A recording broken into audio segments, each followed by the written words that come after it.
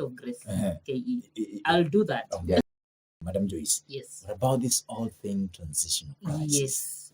Now, transition itself is a process. Yeah. It's actually a process. It's not a one-time thing.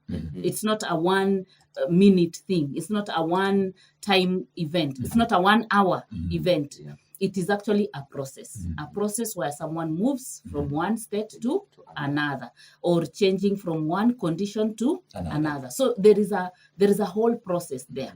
It is, if it is for students, there is a whole process where they move from graduation. Yeah. Some of them have probably completed coursework, but now they are waiting to graduate. You know, there is that period now. You have not graduated, but you are out there. You are no longer going back to class. There is that particular transition. Once you graduate again, there is that particular transition period that you go through. Of course, even when we are talking about transition from cold to, you know, to a warm season. Exactly. Yesterday, there was a lot of sunshine. And then I said, hii sunshine ilikuwa inangojea president, ama ilikuwa inangojea nini, you know. So there is that kind of transition. Even now, for the people that have, we have all been going through elections. In fact, it's like our lives have been on hold. Kind of, you want to do something, again, you're telling yourself, let me wait for elections. You want to start something, but you're telling yourself, let me wait for elections. You know, there's that period of waiting to see where you're going to move from to. Those that have been campaigning have also, you know, been holding their lives at a standstill, where they are waiting. What will happen? What will happen? Will I be elected? Will I not be elected? That's still a transition period. And then now, when you win again, you know, there's a transition period. Maybe you are common mwananchi. Now all of a sudden, umekuwa, you know, somebody in the society. So there is that transition. How are you going to handle yourself? How are you going to handle life? Then maybe you were somebody in the society and you went back to vie again, and then you didn't make it in the election. So again, you start transitioning from being a very important person, people calling you every now and then, to all of a sudden, everything going quiet. Maybe nobody looking for you, nobody, you know, trying to, talk to you, because now the importance that you held before is no longer the importance that you hold now. The same to students. When they graduate, you know, they have to move from being students, expecting their parents to provide for them, to being adults who are the ones, they are the ones who are providing for their families. So there is that kind of a transition. And I want you to know that transition affects us, either emotionally, it affects us physically, it also affects us mentally. So they are all those things. Now, transition, it is not only when we are talking about graduation, when we are talking about elections and so on. Right from the time we were born, we have been going through transitions. Right from the time we were born. The birth itself is a transition. When a baby is born, from the womb, being protected, being fed, very warm, and then all of a sudden you are in the open. You know, you start feeling cold, you start feeling hungry, you start feeling, you know, all these changes in the environment. Also, it's a period of transition. Transition can also come in terms of you're moving probably from a single person to becoming a married person. That is also a transition. Transition is also even changing of a house, you know, from one house to another. It is transition. Transition can come in terms of a job, changing from one job to another. It is also transition. Transition also change of school, you know, change of schools. It is also transition. So there are many situations in life that are actually transition. Now, depending on how you hold this transition, it depends on whether you're going to come out strong on the other side, or you are going to be stuck in that particular transition and completely not be able to move on. There are situations where some people, when they vie and they don't make it, they completely feel, you know, like the world has rejected them. And then their lives take a turn to the negative. Some of them start drinking, some of them start taking drugs, some of them start, living, a reckless life, feeling that the world has rejected them, and they never pick themselves up, and they finally, some of them end up dying.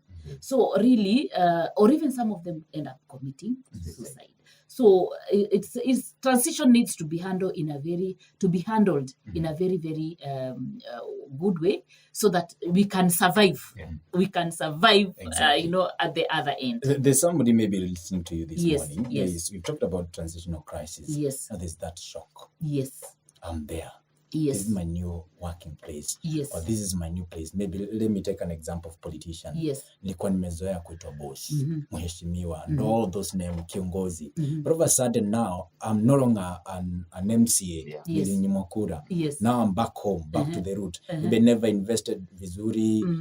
Sasa ile security nilikuwa napewa, it is no longer there. It's not there. The shock, madam. The shock. Now, How can we manage it? dealing with the transition, there are many things that you can be able to do to be able to deal with the transition. First of all, you need to know there are different types of transition. Let me go through the different types of transition. Then you can see how we can be able to prepare for each one of them. Exactly. Now, we have around 4 types of transition. We have 4 types of transition. One of them is anticipated transition. Anticipated transition, we have anticipated transition, we have unanticipated transition, we have non-event transition, and then we have sleeper transition. So there are those 4 types of transition. Let's look at each one of them, then you will be able to know if you were a politician and you didn't, make it. in life. How should you handle that particular situation? Because different types of transition are handled differently. Now let's look at anticipated transition. Anticipated transition is something you expect to happen in your life. Something you expect to happen in your life. You are very sure it will happen. You are waiting for it to happen. Actually, it's just a matter of time. It's just a matter of time. Right. Like now, when we talk about students or graduates, you expect that you are in the university for 4 years. You After will 4 graduate. years, you will go. So this is a transition, but you are expecting it to happen. Then maybe it is a politician, as we have said. The politicians have 2 anticipation, either to win or to lose. There are those who are sure they will lose, or there are those who are sure they will win. But they still campaign. But they still campaign. Nevertheless. Chacha, Yes. I've realized that even campaigning when you know you're going to lose is building your CV. It is building your CV, isn't it? I mean, you're not a quitter. You once You're not a quitter. You are actually telling the whole world, I cannot quit. Yeah. Whether things look like It is they coming are not home. favoring me or not, I will still campaign to the my. end. So, okay. So there are those 2 categories of people, those that were vying and they knew they were going to win and probably they lost. Or those that were vying and they knew they are going to win, to lose. So there is that. The anticipated transition is that which you expect. Is that which you expect that will happen. So if you expect that it will happen, your transition will not be as bad as for that person who did not expect that it will happen. I don't want us to understand there. So we have anticipated transition. You know it will happen. You know you will graduate. You know you will complete your studies. You know you're going to win. Even maybe the polls were saying you're going to win. Anticipated transition. You are expecting it. You are ready for it. You have prepared for it. That's a transition. Before you go to another one. Yes. Yes. I may follow a question there. Yes. You are a career officer or Yes. a career expert. Yes. For instance, Yes. if you are very much sure that you are going to lose, Yes. why will you continue pursuing the same journey? That's why I'm saying you are building your career. Is there need of building a career that you're people going to don't lose? compete. Listen, people don't compete for winning at all times.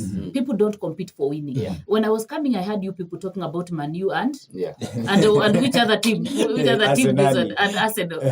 These are 2 teams, and they know there are times when they will win and there are times when they will lose. And they don't say it because now we are looking like I we are will going compete. to we will not compete. So people compete people compete for building their career, Chacha. And that is where you are finding it difficult to accept. How am I building my career if I'm going to lose? Let me tell you, Chacha, there is a difference between a politician who has tried and failed and a politician at heart who has never gone to the community to campaign. There is a big difference. And these are the people that you hear have been appointed and nominated for some kind of positions. Why? Because they know the communities, they know the problems of wananchi, even if they did not make it, but they know the problems of wananchi there. They are experienced. They have gained experience. So that's why I'm saying some people campaign or compete not to win, but to build their career and to build their CV. You actually improve your CV when you go out there and lose honorably. You actually hapo Chacha hajakubali. Kijana wa Biblia. So bwana Chacha hajakubaliana na mimi, and I find very hard to accept that you can. Lakini mimi nimeelewa kwa sababu. Lakini wewe umeelewa, si ndio? Ukitokea pale, kama for example, like David Mghoi alisema kwamba yeye ameconcede defeat, akiangalia na vile performance yake imekuwa. Kwa hivyo ni kumaanisha hata the day one ilianzia tallying, alikuwa comfortable. Alikuwa comfortable na tumemjua, isn't it? Tumemjua. There is somebody called this who has Kenya at heart, isn't it? That already is a plus for him. Wow. It's a plus for him. So never look at losing as such a horrible thing that it is all West. It is not West. It is not West. It is actually not West. You are building your career. You are competing with some people. You may lose, yes, but you have improved yourself.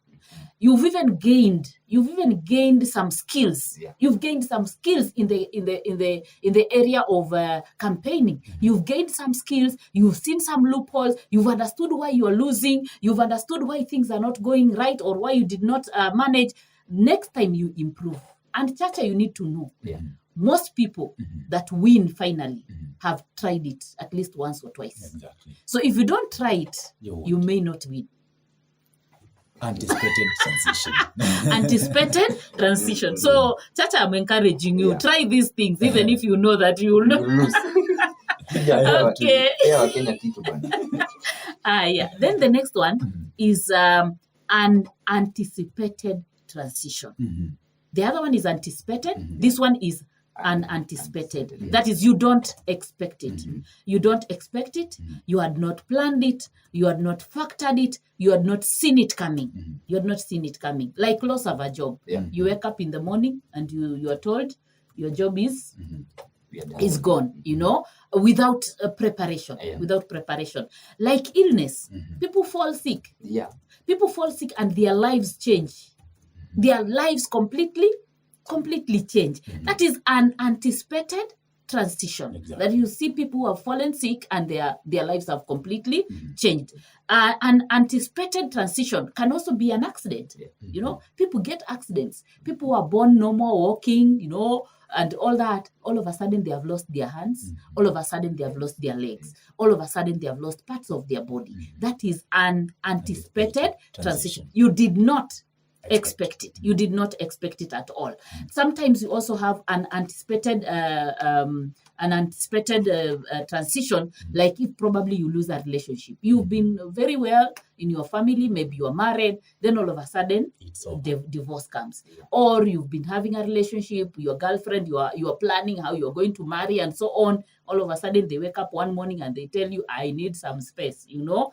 An anticipated transition. This one can be very stressful. Now, an anticipated transition can also be, if we use an example of the politicians, those politicians who are put, even polls were saying ni wewe tu, the ground was saying ni wewe, wewe tu ndo tunakuchagua, wewe tu ndo tunakuchagua. Incidentally, as they are telling you wewe ndo tunakuchagua, they are also telling somebody else. So you lose without expecting. Wow. You lose and you wonder what really happened because the ground was for me. The ground was for me. So this one can be very, very stressful. Now this is the real shock. This is now the real shock and the real crisis because you did not expect it to happen. Now, for a student, you are probably, you've completed your studies and you are waiting to graduate. And then, all of a sudden, you realize there is a unit that you did not perform well and nobody told you. Then others are going to graduate and you will not graduate. Unanticipated transition. It hits you differently. It hits you differently. Or even sometimes, or maybe for parents, now if we go to the side of parents, we have had stories of students that knew that from year 2, they have not been going to class. But parents don't know. So the parents have been sending money, fees, and so on. That child is still in the universities, in campus. Then the graduation day, they carry their villagers, they carry their relatives, let us go. Basi natoka ushago, imewekwa nini, imewekwa miti, nini. Syndicate. Ati nini? Inaitwa syndicate. Hii kitu ya our brothers from Rift Valley. So wamekuja wamejitayarisha. And they know their child is in the graduation list, only for them to come and to find hayuko, hata wanamtafuta na wanamkosa, wanampata kwa gate. Yes, na wanachukua hiyo booklet na wanasoma na wanapata mtoto wako anaenda class. That is an anticipated transition. For them now to transition from mtoto wetu alikuwa university, alikuwa na graduate, to mtoto wetu hajaenda university. You know, it really, it's a transition, and it's really stressful, and it can be very, very painful, and needs to be handled properly, because some people end up getting lost here. Then the non-event transition. The non-event transition is the transition where there is an absence of an expected event. You expected something to happen, but it did not happen. Like probably you expected to get a promotion at work, you did not get a promotion. Then, or probably you went for an interview and you felt you've done great, but then you are not called for that particular job. You know, the non-event. There is an event you expect to happen, but it did not happen. Maybe you got married and you expected to get a child. You know, within the first year, the second year, you expected that you'll have a child, but you find that you have taken some bit of time. That is a non-event transition. An event that you expected to happen, and it does not happen.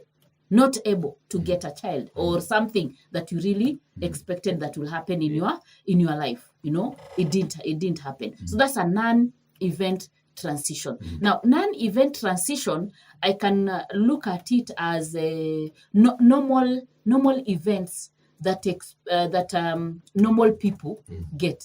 Normal events that normal people get. A normal person, you know, there are those developmental milestones there. Like now, sometimes even a child, you expect a child by 1 year, 1.5 years, they should be able to start walking. Then you find they're not walking.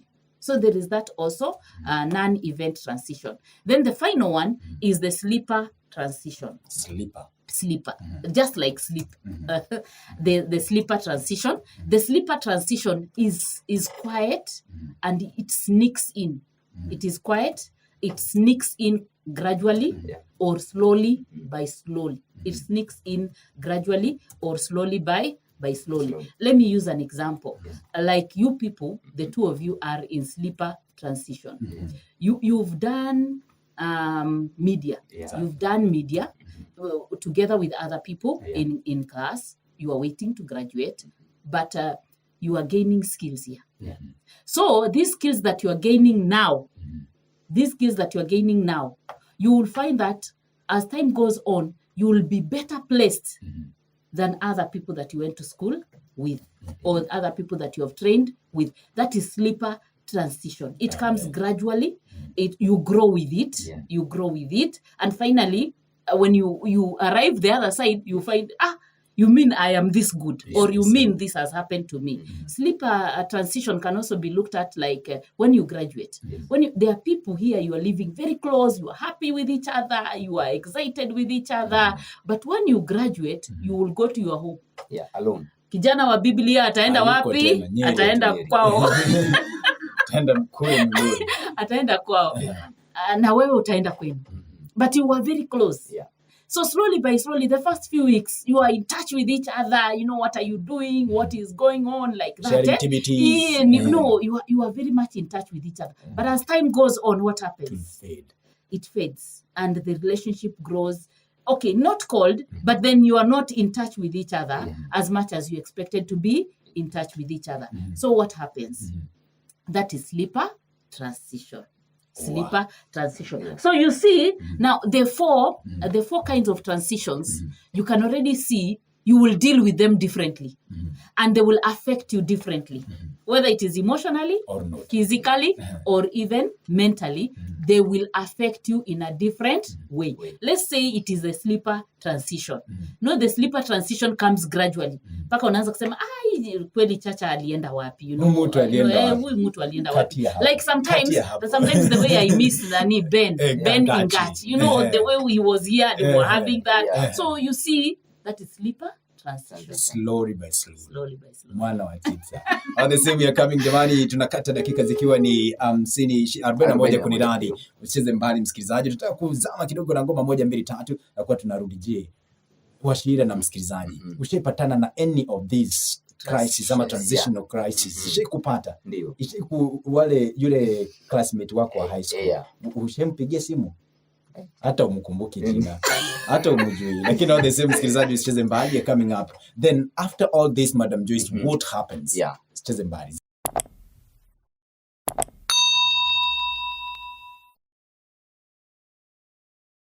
This transition, how we can be able to cope and with transition, the different types of transitions. Already we have seen the different types of transition need different types of handling, because there are those that like sleeper.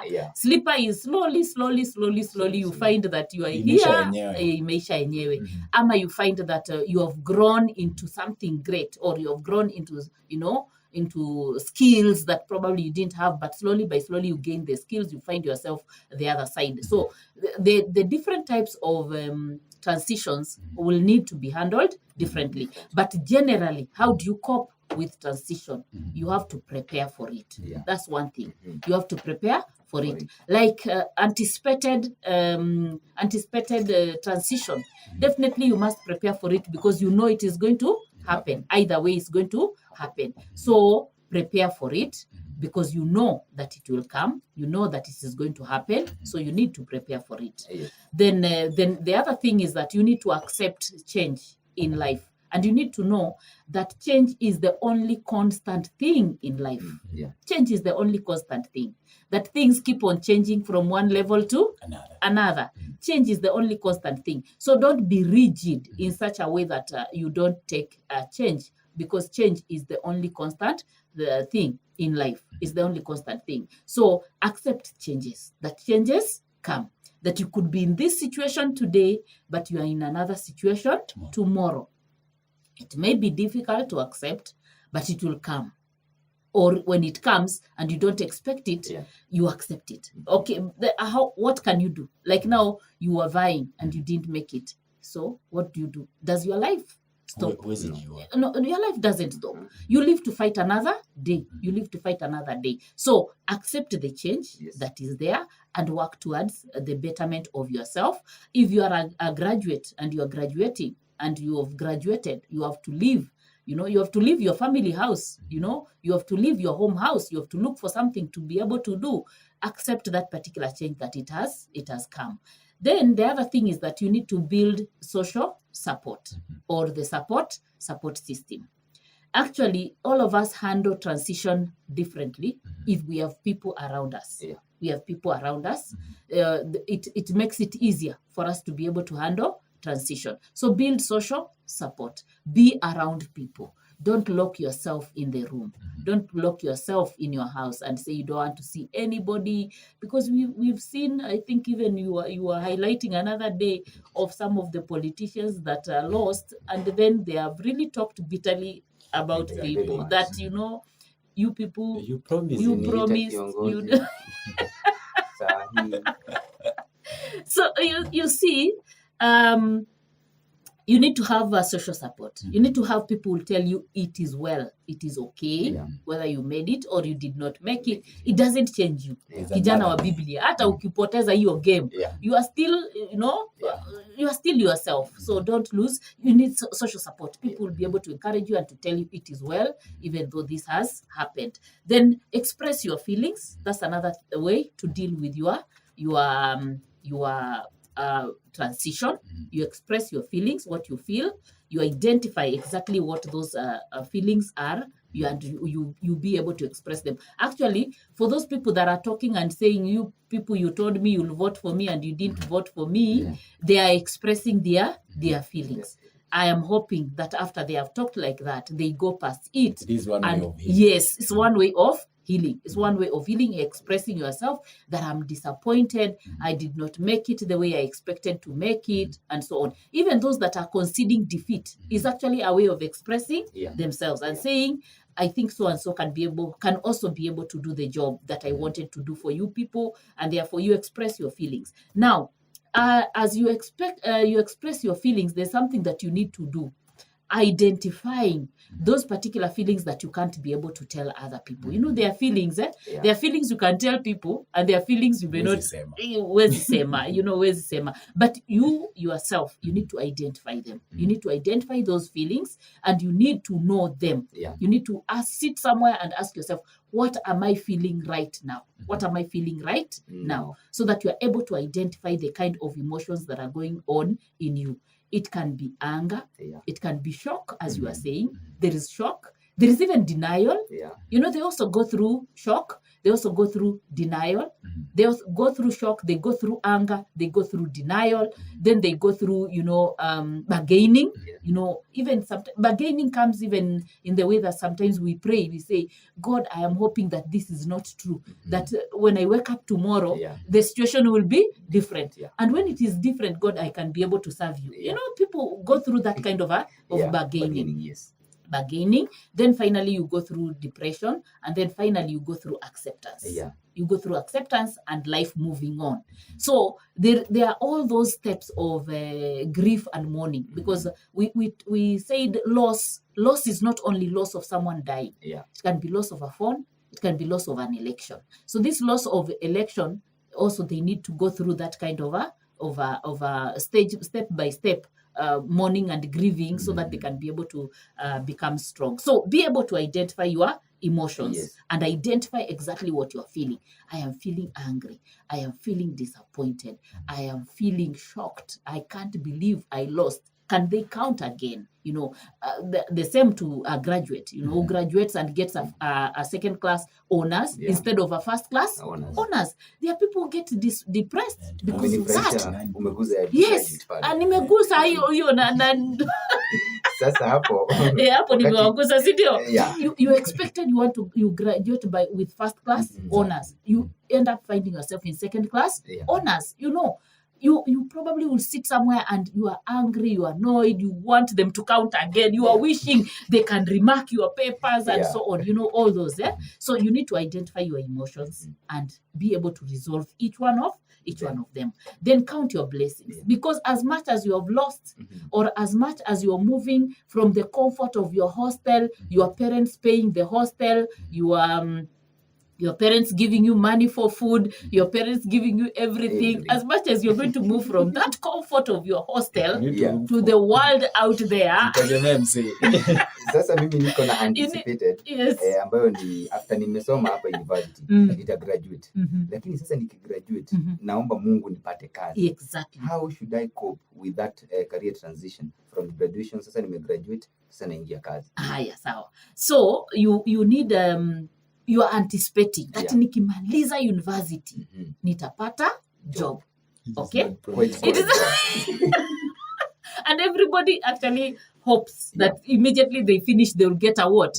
They'll get a job. And then they go out there, and probably that job does not come as fast as they expected that it will come. It doesn't come as fast as it is expected. The steps are the same. The steps are the same. You must prepare, you must accept the change, that here you are, the job hasn't come, you must build social support, you must be able to express yourself, you must be able to count your blessings, you must be able to recognize that this is just a transition, but the job will come in the final end. So long as you are applying and pursuing it. You know, sometimes we also wait things to happen to us, but we are not working towards them. So we need to work towards them. Yeah. So if you are a graduate and you have graduated and you are expecting to go out there and to get a job, are you doing what is needed for you to be able to get a job? Now, there are two different types of job. There is a job where you are employed by somebody, and there is a job where you employ yourself. So again, you need to keep your mind open. You need to keep your mind open. Actually, someone said that once you graduate, you take your certificate and you hustle like you have never gone to school. Yeah. Have you people ever heard that statement? Exactly. Yeah. Hustle like you have never gone to school. In short, don't go there with entitlement. Don't go out there with entitlement that I'm entitled to a job, that someone should see that I graduated. Can't you see I graduated? Can't you see I am a graduate? I am what? So you are there with a lot of pride and you are not doing what is expected of you to get a job. So you hustle like you've never gone to school. Look for a job. Do application. Do applications as many as possible. There's one time we were here and I told you of someone who did 500 applications. Do you remember that? Exactly. 500 applications. And finally, she landed a job. So what we are calling the graduates to do is to go out there and to actually hustle. Now, this hustling word has been taken as if hustling is for miserable people. It has been taken as if it's for miserable people. It's not for miserable people. It is for, when I say I'm hustling, I am working hard. I am working hard in whatever area. I am working hard. But it has been taken to mean ni zile kazi ndogo ndogo zenye hazina maana. So you go out there and you actually put effort in everything that you want to do. Put effort in looking for a job as much as possible. You know, look for a job, volunteer. If there is something that you can volunteer, apply, and also think out of the box. Meanwhile, as you are waiting to get that desired job that you desire, what can you be doing? You did actuarial science, you want to be an actuary. And actuarial science is a very good cause, by the way. One of these days we should talk about it. Amazing. We'll be talking about that. We have just 1 minute, Madam Joyce Mghoi. Yes. But shocks ziko mingi. Hata kwa wale watu wanafanya kazi. For instance, people like you. Uko pale. Shocks ziko mingi. Umetolewa kwa hii kazi. You are CEO. Umeenda kuwa mtu kwa kawaida. Yes. From a boss to a member. Yes. From a member to a boss. Yes. It actually happens. Those things actually happen. And the only encouragement I normally say, these things that people get, ni vitu zinapata binadamu. Yani, kama kuna kitu umepata chacha, jiambie hii kitu binadamu ndo wanapa? Si mnyama. Kama unaweza tolewa chini upelekwe juu, na utolewe juu uwekwe chini. It is still human beings that get that. So you shouldn't feel excessively, depressed about it. What you should do, you should just move with the change. Change in your emotion, you learn from it, and then you change. Of course, tuko na dakika moja, naona wanahabari wameingia ndani. What you need to do is to be aware of your transition. Be aware of your transition and then plan for it, understand it, learn from it, and grow. Amazing. Tuesday tunakutana tena. So msikilizaji, na ukiondoka ni Madam Joyce Mghoi, usicheze mbali. Tunarejea baada ya habari, tutakuwa tunaongea mengi zaidi. Madam Joyce Mghoi, thank you very much. Thank you for making time with us. Thank you. Of course, we hope it's going to be very fine next week. That is Asante sana. Sawa. Safari njema. Asante.